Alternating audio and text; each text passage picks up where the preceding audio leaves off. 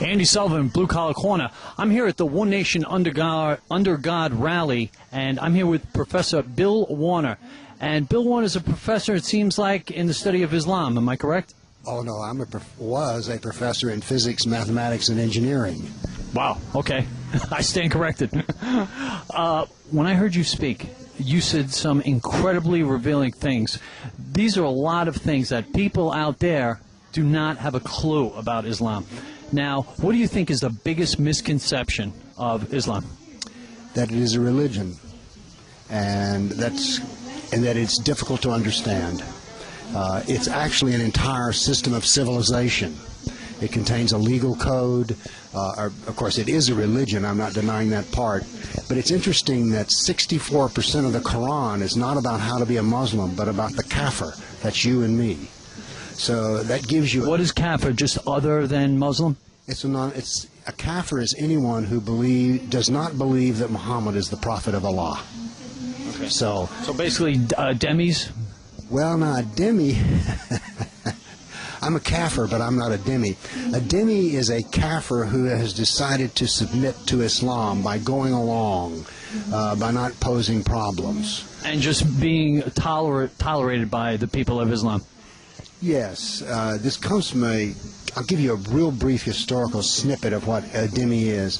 A dhimmi was created by Muhammad as a legal status for someone who had been conquered by Islam, but they had to live in a subjugated status. They had to pay a special tax, and they had to live under Sharia law. They could be a Christian or a Jew, but only in the privacy of their heart or the church. So it stripped away all civilization. So anyway, that's who a dhimmi is, someone who lives under Sharia, and either by force or by choice. But I'm a kafir. Sounds like a miserable existence, if you ask me. Yes, it is, to be subjugated.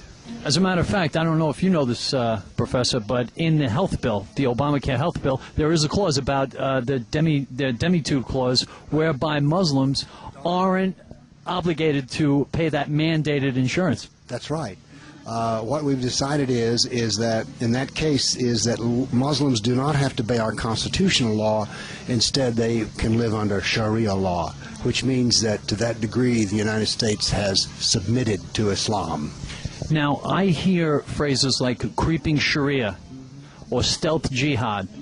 I contend these are the exact things. This is the other side of the war on terror, and this is the side that's taking place right here, right amongst where we live. There's the jihad of fire, war. That's easy to deal with. Violent jihad. Violent jihad. That I don't want to say it can be dealt with. We have professionals who can do that kind of work. The kind of work that is most difficult is the jihad that we're seeing, in which, well, you just mentioned the health care bill. Or the other is, have you ever noticed how many people are afraid to speak out about the issue of Islam, say at work, or even with other members of their family? In all of these ways, we're subjugating ourselves and saying, you know, Islam does not get a fair day of criticism. Instead, we give them a pass. We give them a walk. Well, we're very tepid when it comes to anything concerning Islam, especially our media and our liberals. We very rarely take them to task on anything.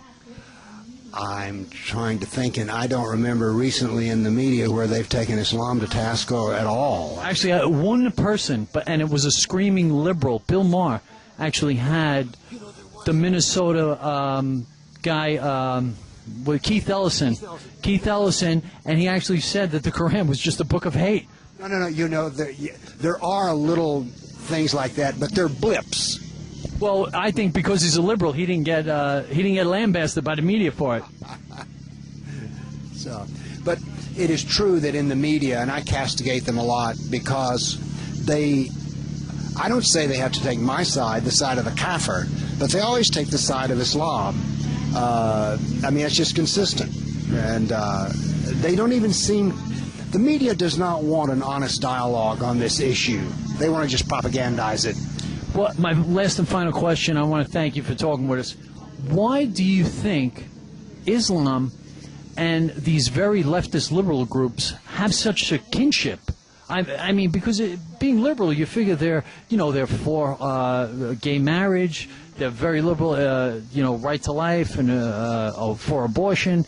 These are issues that you'd figure the liberal would kind of be against anything Sharia-like or having to do with Islamic law.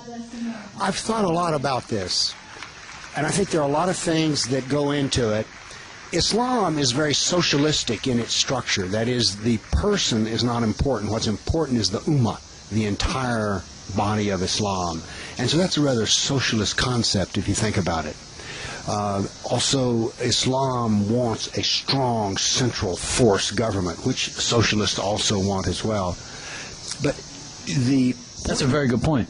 The point you're bringing up here is, I have been dealing with the issue of Islam and liberals for 10 years. Before 9/11, I have, by the way, perfect progressive credentials if I want to drag them out. And before 9/11, most of my friends were songwriters, musicians, novelists, the artsy type. The heart of liberaldom. The heart of liberaldom. Now, what has happened since 9/11 is I have persuaded every one of them to change their opinion on the subject of Islam. Now, I haven't changed their opinions on anything else. They still want the next president to be a transgendered illegal alien that has AIDS. But well, we're getting there. But they do not like Islam because there is nothing in Islam that supports a single liberal principle. Not one. And so once I've started... Yet they will line up to fight right behind them.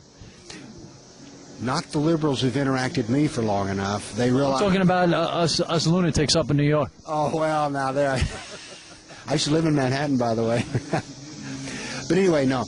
What I've demonstrated... I tell you what, we're opening up a new website called the Bulletin of the Oppression of Women, because it's one of the newsletters I put out. Where this website is going to be administered by a progressive who has reached the conclusion that, one, the liberals are wrong on the subject of Islam, and that there's not a single liberal principle that Islam supports. And what he told me was, he said, Bill, the best way to hook the liberals is with the oppression of women. You've already got a newsletter that deals with that. And he said, let's make it a social site. And I went, I tell you what, why don't you run it and I'll pay for the website? And he says, you have a deal. So we're going to have a website on women's issues that is being moderated by a self-described progressive, because he sees that progressives don't want women treated like Sharia law wants to treat them either. Absolutely. So we're making some ground here. Give us that website again, sir. Well, my website is politicalislam.com. The website that's coming up is the Bulletin of the Oppression of Women. Okay, folks, you heard it. Two great websites, I'm sure, to go to and become very educated in this thing that we know as Islam. Mr. Warner, thank you for having us. Yes. And I hope everything goes well with your websites. Thank you. God bless.